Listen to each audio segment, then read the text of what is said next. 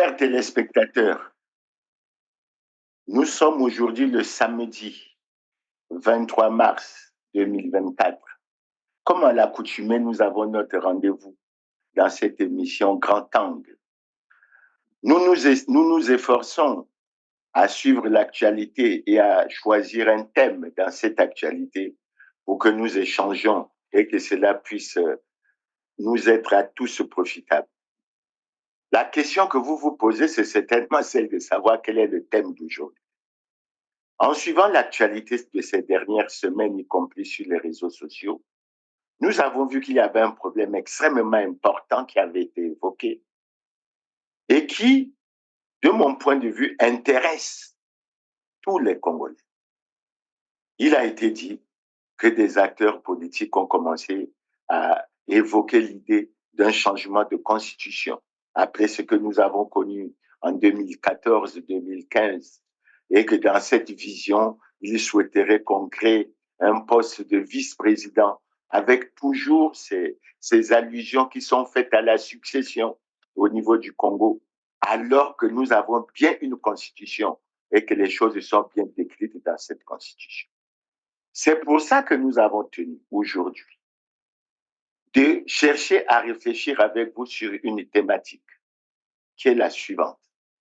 Les gouvernants, les acteurs politiques et les Congolais vis-à-vis de la constitution de leur pays.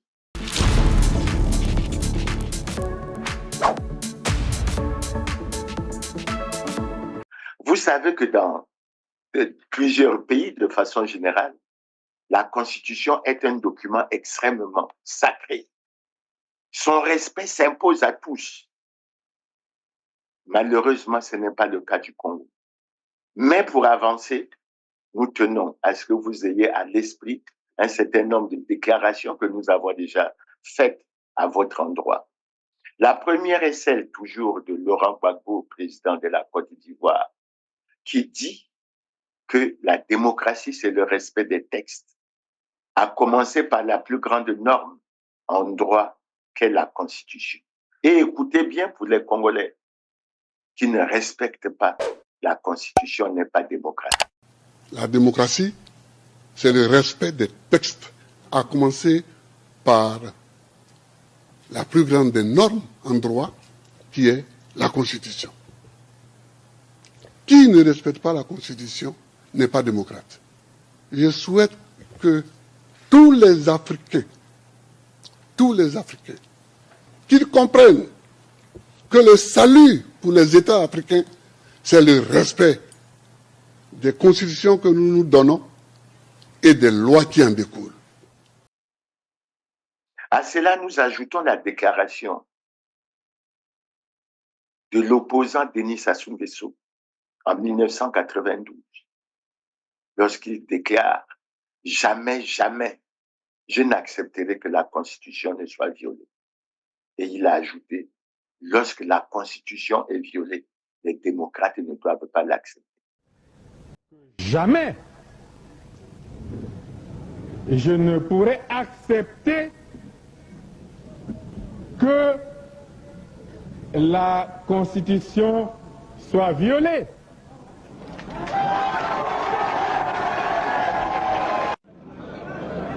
J'insiste pour dire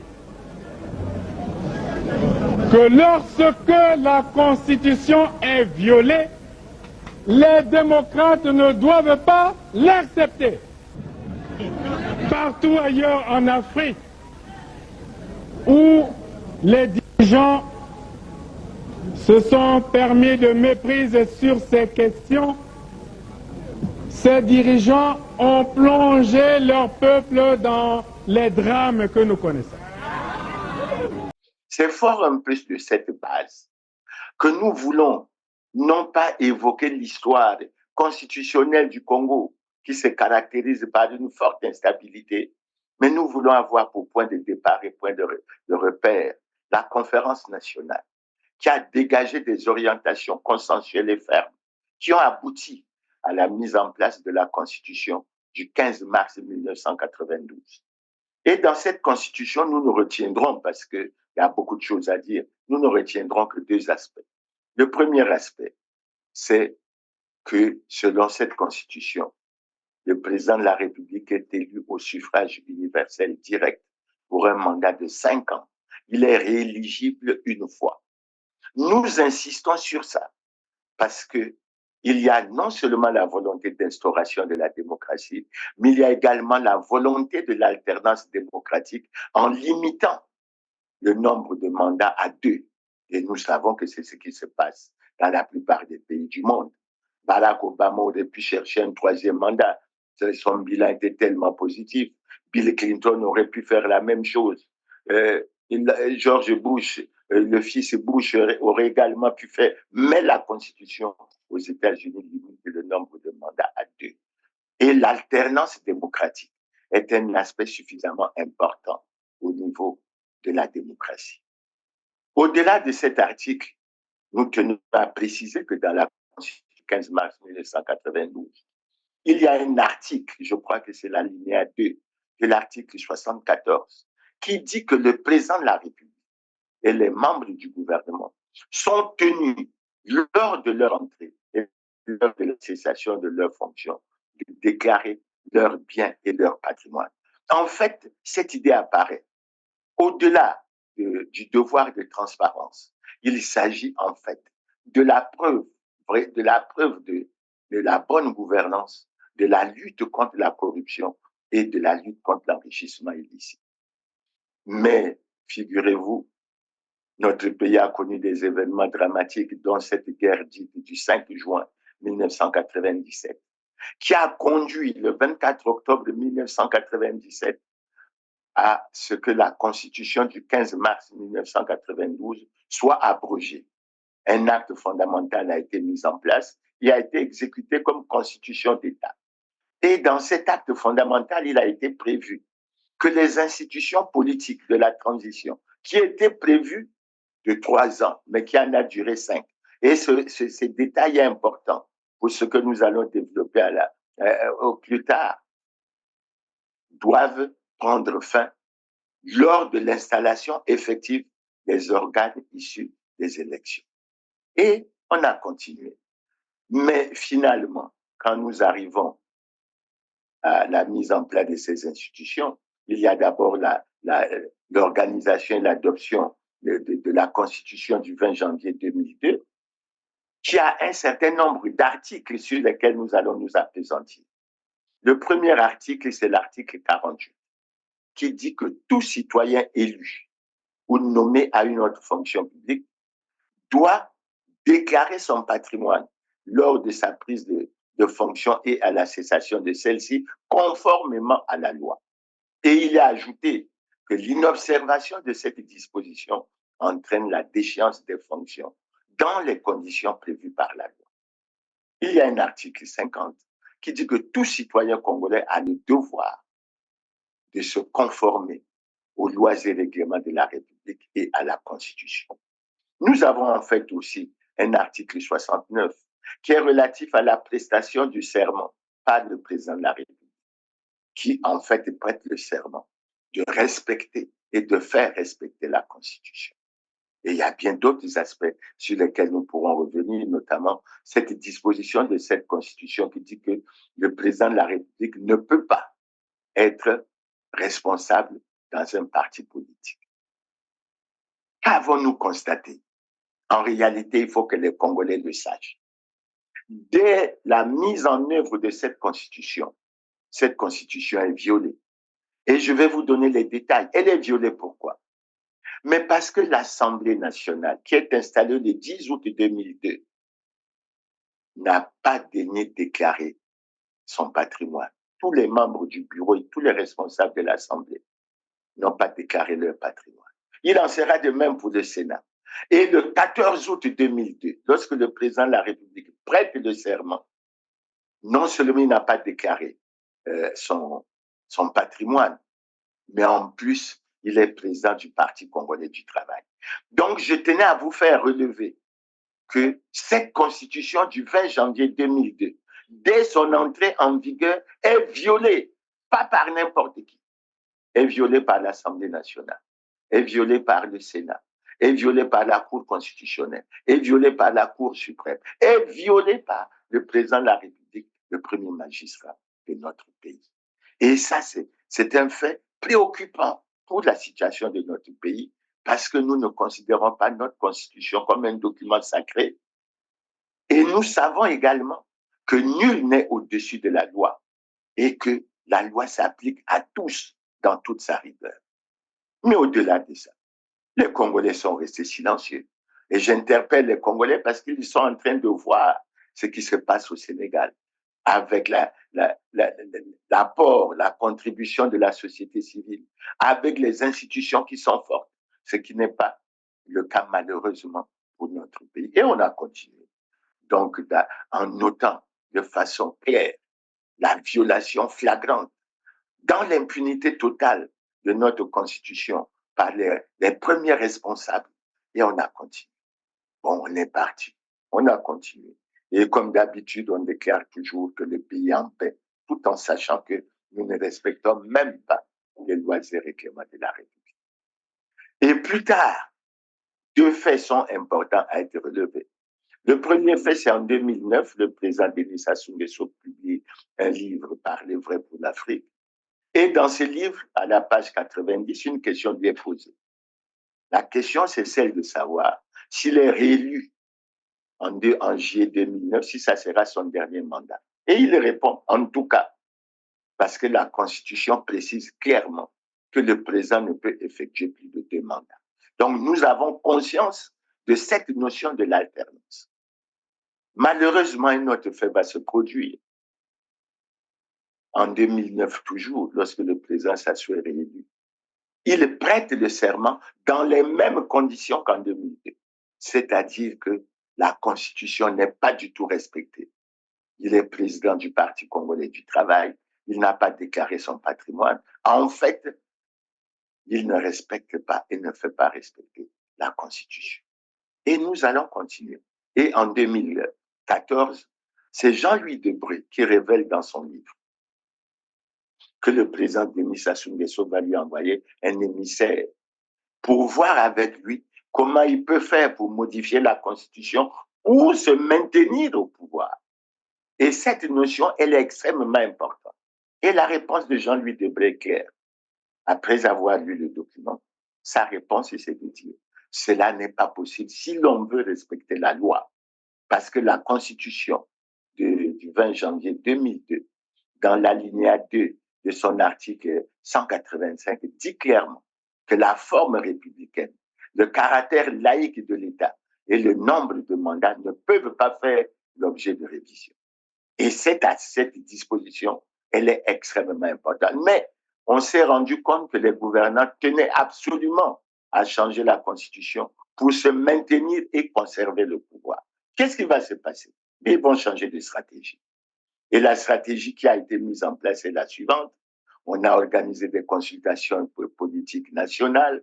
Après ces consultations politiques nationales, on a organisé le dialogue de CBT. Et au sortir de là, le président de la République a saisi en septembre 2015 la Cour constitutionnelle pour poser la question de savoir s'il était fondé en droit de se baser sur l'article 110 de la Constitution du 20 janvier 2002 pour organiser un référendum pour faire évoluer les institutions. Que les Congolais le notent bien, pour faire évoluer les institutions. Mais là, il y a un autre détail aussi important, c'est que les gouvernants ont choisi d'éviter l'article 86 de la Constitution du 20 janvier 2002, parce que selon cet article, le président de la République peut, après consultation des 2 chambres du Parlement, soumettre un projet de référendum pour la réorganisation et du fonctionnement des pouvoirs publics. Donc, en fait, le président de la République a évité d'utiliser l'article 86 qui lui donnait le droit de poser la question, mais parce que s'il utilisait cet article, ça ne lui permettait pas d'aller toucher au fond l'article qui l'intéressait, c'est-à-dire l'article 185 qui devait permettre de toucher et de lever le verrou sur la limitation des mandats. Évidemment, Évidemment, la Cour constitutionnelle a marqué son accord. Vous savez ce qui s'est passé. Je ne veux pas revenir sur ces événements douloureux qui ont marqué l'histoire sombre de notre pays, parce que des voix se sont élevées. Des Congolais braves, courageux se sont élevés pour s'opposer au changement de constitution. Mais jusque-là,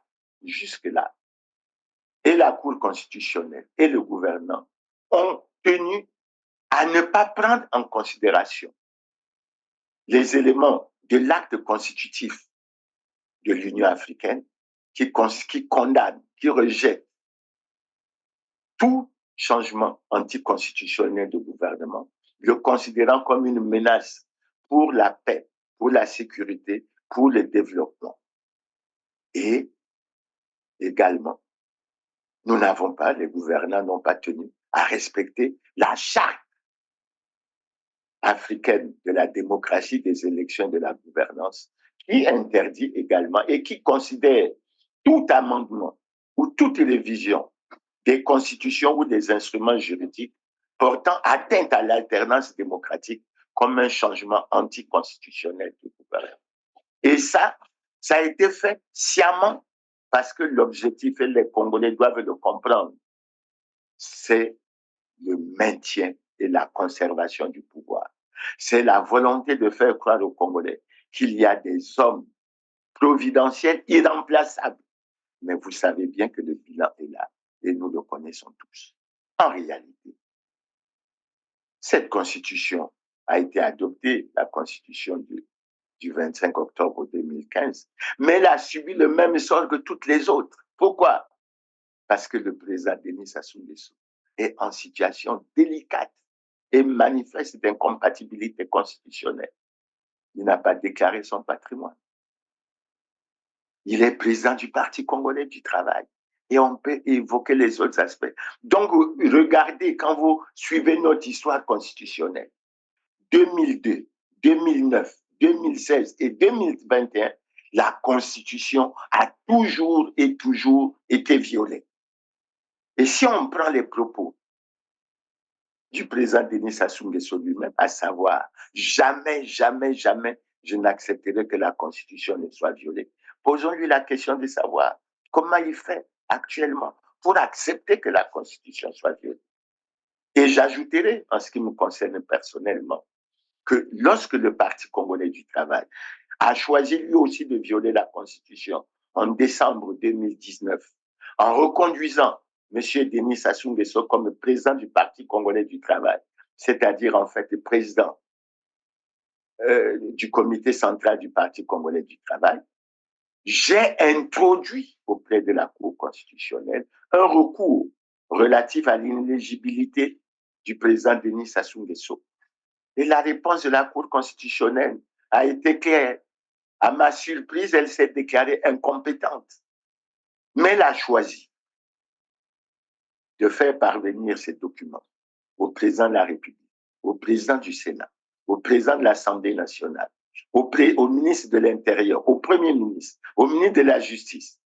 Et jusqu'aujourd'hui, aucune réponse n'a été apportée. Et c'est l'un des volets lorsqu'on parle de retour à l'ordre constitutionnel. Voilà déjà un aspect important parce que le président de la République ne peut pas être président du Parti congolais du travail. Soit, j'ai voulu faire ce bref aperçu pour que vous vous rendez compte qu'il n'y a pas de problème de constitution au Congo.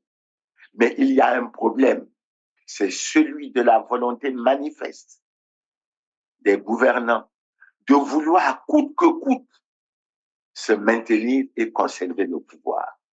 Les juristes ou les acteurs politiques qui ont commencé à faire du bruit pour évoquer ce projet doivent intérioriser ce que je viens de dire, parce que leur mission doit de faire comprendre aux Congolais et d'expliquer aux Congolais pourquoi les gouvernants congolais, pourquoi les acteurs politiques congolais sont incapables de respecter un document aussi sacré que la constitution de notre pays. Lorsque j'entends parler des propositions qui sont faites pour soi-disant créer des postes de vice-président, créer d'autres choses, c'est du divertissement. Les Congolais souffrent. C'est pas ça qui va sortir les Congolais de la souffrance. Ce n'est pas ça qui va amener le Congo au développement. Ce n'est pas ça. De surcroît, un aspect important, pendant toute cette période, les gouvernants ont été incapables de mener une lutte farouche contre la corruption. Ils ont plutôt choisi de protéger ceux qui se sont enrichis de façon illicite. Et je le dis vraiment avec l'âme au cœur, avec beaucoup d'émotion au cœur, parce que j'ai suivi le compte rendu du dernier Conseil des ministres. Et quand j'ai suivi qu'on a procédé aux nominations au FIGA, alors que le FIGA est un scandale, alors qu'il y a eu beaucoup de malversations financières qui ne sont pas du tout abordées au plan de la justice, ça m'attriste. Et je me pose la question, que veulent en réalité les gouvernants et les acteurs politiques congolais? Donc, pour revenir au sujet, je vais dire, j'envoie un message très simple au gouvernement. Ce message, d'ailleurs, est basé sur une des déclarations du président Abraham Lincoln, qui disait ceci. On peut tromper tout le peuple une partie du temps. On peut tromper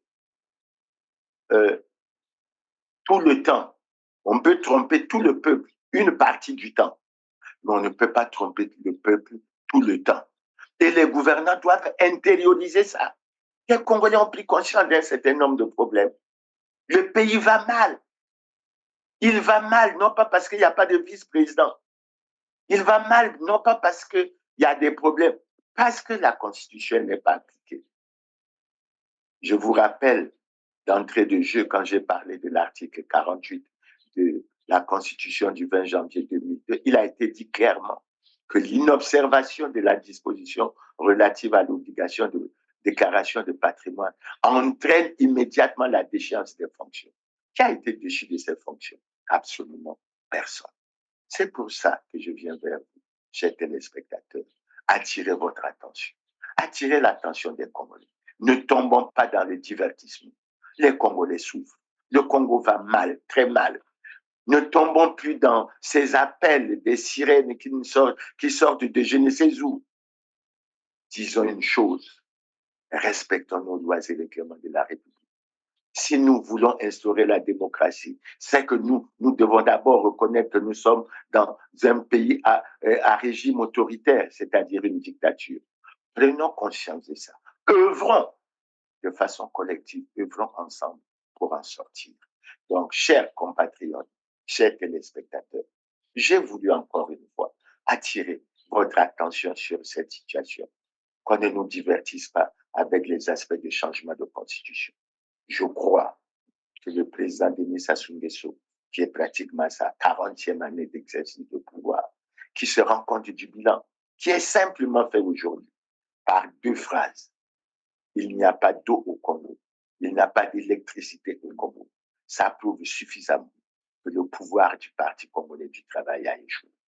Mais au-delà de l'échec, il s'est rendu compte que le débat sur le changement de la Constitution, qui a pris une tournure au plan mondial, a permis de relever clairement que le changement de Constitution qui a été fait au Congo en 2015 est un coup d'État constitutionnel.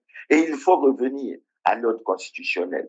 Quand j'évoque cette notion, il y a beaucoup de réactions. Mais vous ne devez pas réagir, les Congolais doivent savoir. Le président de la République ne peut pas être président du Parti congolais du travail. Il faut que cette question soit réglée. Le président de la République ne peut pas faire plus de 20 ans au pouvoir sans déclarer son patrimoine. Il faut que cette question soit réglée. D'autant que cette déclaration de patrimoine doit se faire lors de la prise de fonction et à la cessation de celle-ci.